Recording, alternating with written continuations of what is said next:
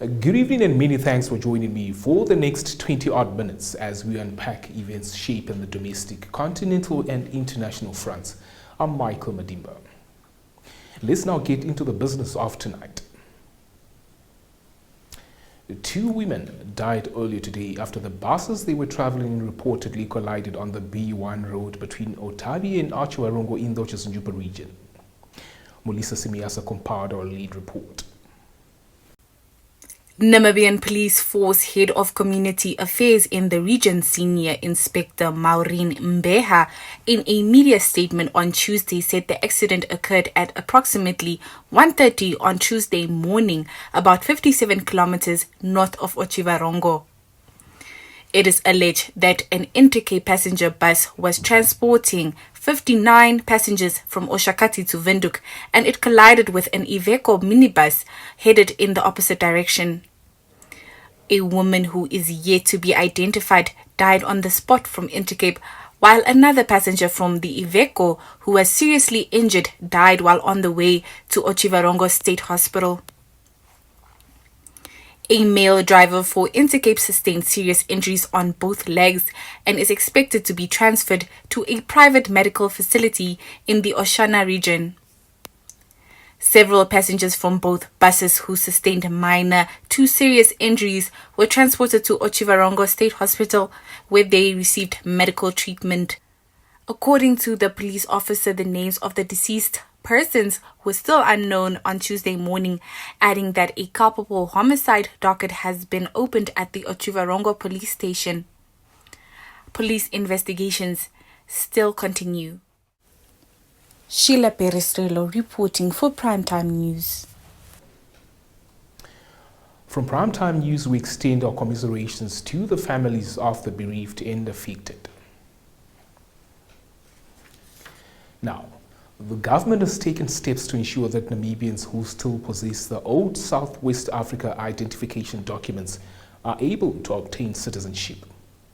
From the August House, Lydia Pitiri filed this report.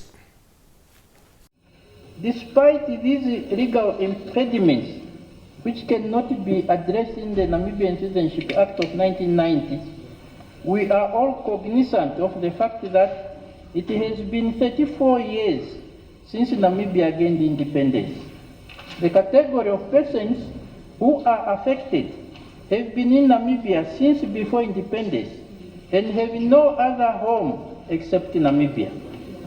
Some arrived in Namibia in 1978, making their residence in Namibia close to 50 years, or half a century. The issuance of Southwest Africa IDs was governed by the Identity Documents in Southwest Africa Act of 1970, Act number 37 of 1970, and the Identification of Persons Act of 1979, Act number 2 of 1979 as amended by the Identification of Persons Amendment Act of 1980, Act number 5 of 1980. All these acts were repealed in whole by the Identification Act of 1996, Act number 21 of 1996, which is currently in force. Despite the repeal of the acts I just listed, SWA IDs remain in force who are now stateless or potentially stateless, as they have not been able to prove their identity at the time of birth registration. The citizenship of their children is therefore undetermined. Now, Anti-Corruption Commission or ACC Deputy Director General Erna van der Merwe says the ACC's efforts in creating platforms for information sharing with the public, particularly through the media, are crucial. Van der Merwe, who was speaking at the annual ACC media briefing by the Urongo Regional Office in Swakopmund on Monday, highlighted strategic objective 6 of the National Anti-Corruption Strategy and Action Plan for the period 2021 to 2025. More from this insight filed by Isabel Bento. In particular, specific objective 6.2 calls for supporting the role of the media. In the same vein, action 6.2.1 requires that we continue to build and maintain an enabling environment for free media in line with the Namibian Constitution. Also noteworthy is Action 6.2.2 under the set specific objective that requires of us to conduct public education seminars on corruption for media houses and enhance partnership with media houses in the fight against corruption. Media provides information on public sector corruption where government's activity is non-transparent by design or by default. The media, and in particular investigative journalism, plays a crucial role in exposing corruption to the public scrutiny and fighting against impunity. This has been proven in many cases according to the Organization for Economic Cooperation and Development report on the role of the media and investigative journalism of 2018. Namibian Police Force Inspector General Joseph Shikongo earlier today noted the donation of 11 police vehicles by the Commerce Regional Council symbolizes more than operational efficiency and represents trust and collaboration between the two stakeholders. Primetime News producer Sheila Perestrelo was at the handover ceremony and father story. Members of the media, this contribution will indeed assist the Namibian Police Force, Commerce Region in particular, in its quest to render quality service to the public. Therefore, the noble example being set here today should be emulated by other corporate organizations and the individual citizens. The importance of collaboration between the police and the stakeholders cannot be overstated. It is through such partnerships that we can leverage our resources, expertise, and strengths to address the multifaceted challenges that confront our communities. Commerce Regional Council has exemplified this spirit of collaboration by extending their support to enhance the operational capacity of our police force. Stay tuned for your top roundup with the business segment afterwards.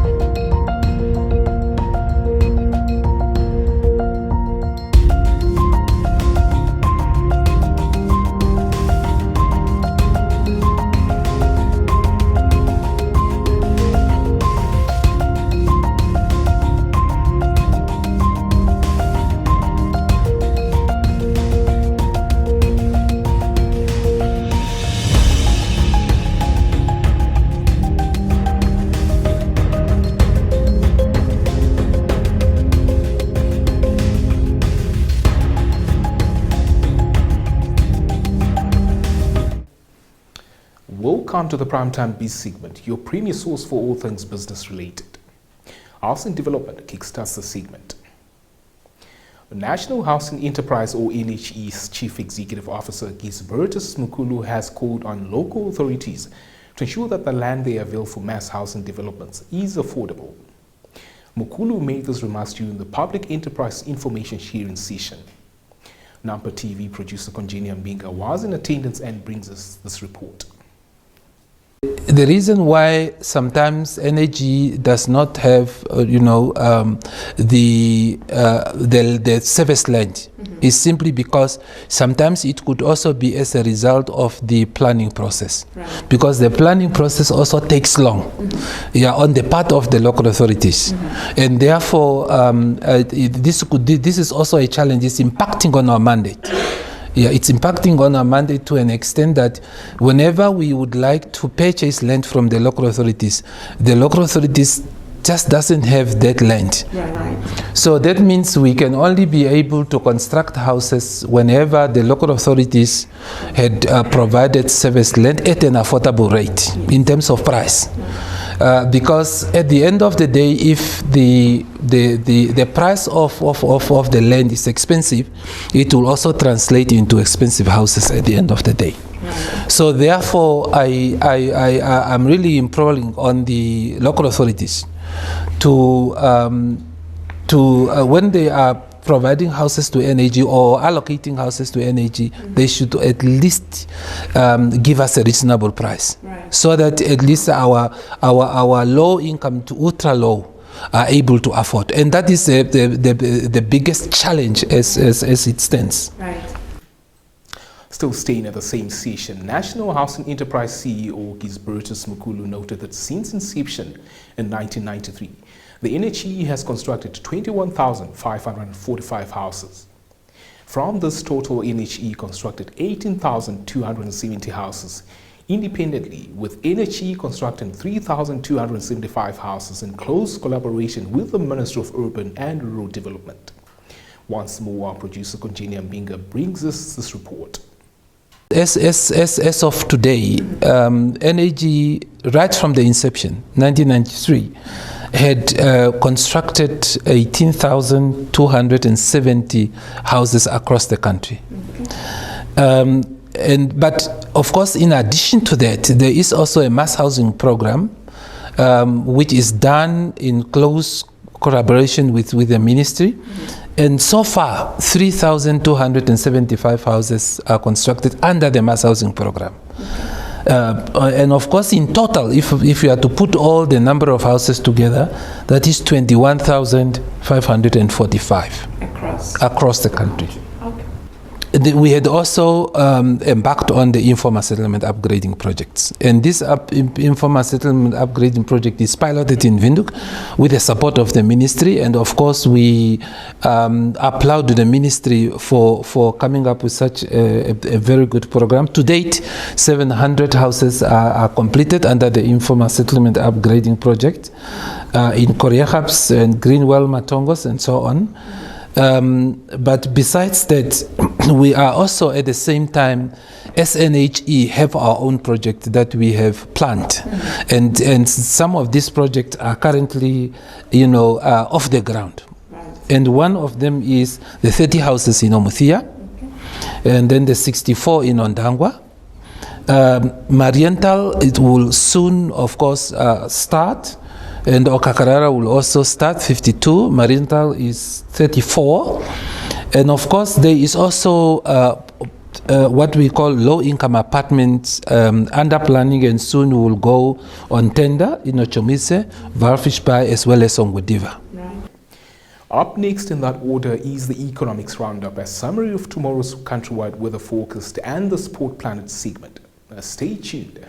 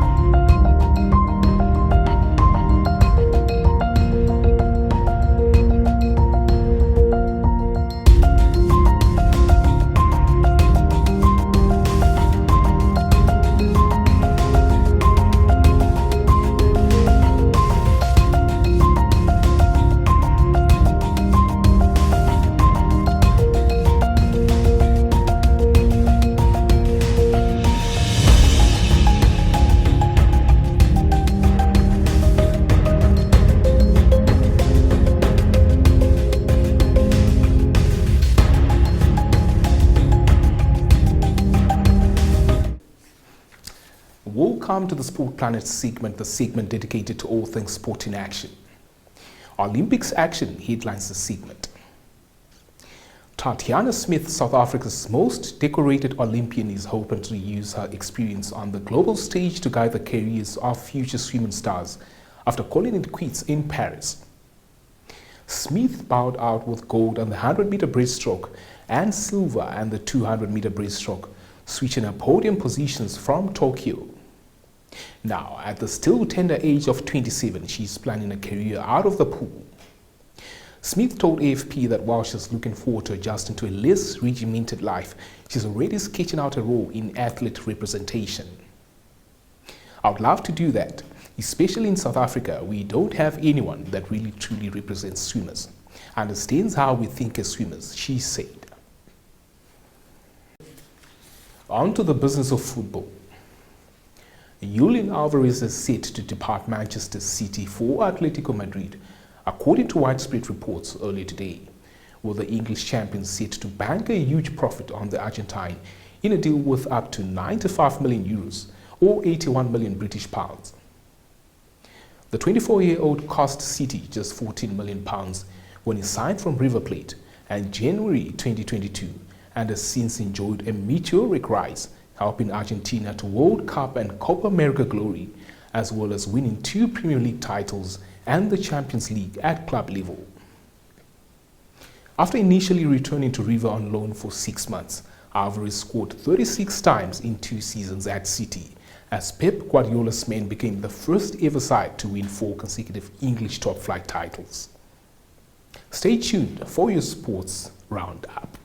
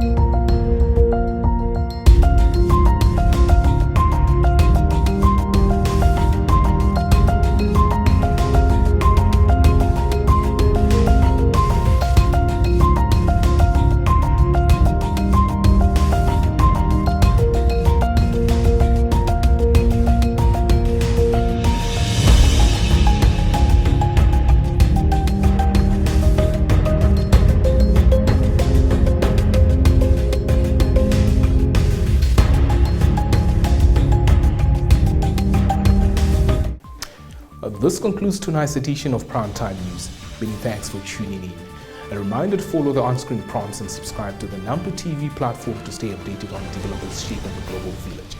On behalf of myself, Michael Medimba, and the crew behind the scenes, tomorrow it is, and good night.